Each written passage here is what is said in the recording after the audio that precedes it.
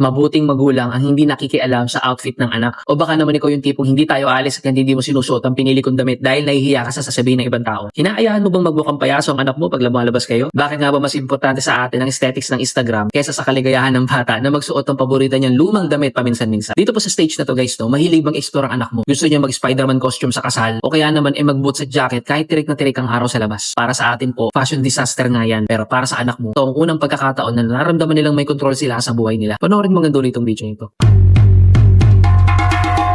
New day, new parenting topic na naman po tayo, mami sa daddies. Welcome nga po pala guys sa day 21 ng serye natin. Anyari, David.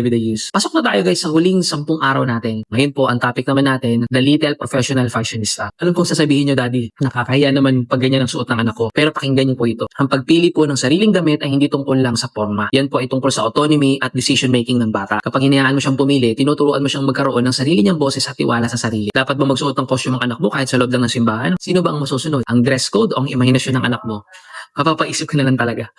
Anyari, ang ganda ng binili kong dress sa'yo pero bakit yung sando ni daddy na hanggang tuhod mo ang gusto mong isuot sa mall? Bago tayo guys pumunta sa ating mga tips no, at iba pang mga bagay, ito po ay sponsored ng Jean and Jan Kidswear. Mga pang-mall quality pero presyong divisoria lamang. Yan po yung mga dress natin, pinapakita natin sa screen guys. Marami pong variations yan at wala pa pong 250 pesos yan guys. Dito sa atin, nakabili ka na ng 8 to 10 pieces. Pero sa mall, isang piraso pa lang. Back to the video tayo. Ito po guys, ang paraan para hindi ka ma-stress sa OOTD ng baby mo habang binibigyan siya ng kalayaan. Una, the limited choice strategy. Imbis na buong closet ang pagpiliin mo, bigyan mo lang siya ng dalawang options na parehong acceptable sa kanya. Gusto mo ba itong blue shirt o itong red? Bigyan mo siya ng kapangyarihang pumili. Pero pasok pa rin sa standards. Pangalawa guys, no, choose your battles. Kung pupunta lang naman kayo sa grocery o sa park, kaya mo na kung ano yung gusto niyong maskara o magbalabal man yan. Pero kung may formal event, ipaliwanag ang special day rule. Sa birthday ni Lola na, kailangan natin maging prince o princess para ma-surprise si Lola. Pangatlo guys, no, focus on the why. Tanungin mo siya, bakit yan yung gusto mong suot na? Minsan kasi guys, may sentimental value ang isang damit o kaya naman ay dahil sa texture niyan. Ang pakikinig sa dahilan nila ay pagpapakita ng respeto sa nararamdaman nila. Kaya guys, no, ang pagpili ng damit ay isa sa mga unang choices na gagawin ng isang tao sa buhay niya. Huwag natin patayin guys ang creativity at self-expression dahil sa takot nating mahusgahan ng ibang tao. Ang batang hinahayaan maging sarili nila sa pananamit ay lumalaking matapang at hindi takot mag-stand out sa crowd. Abangan niyo bukas guys sa day 220 natin dahil pag-uusapan naman natin ang professional negotiator. Yung tipong kahit bawal na ang gadget at meron pang nalalaman na may deal pang kiaalok sa'yo. Kita-kits tayo bukas. Ikaw mami at daddy,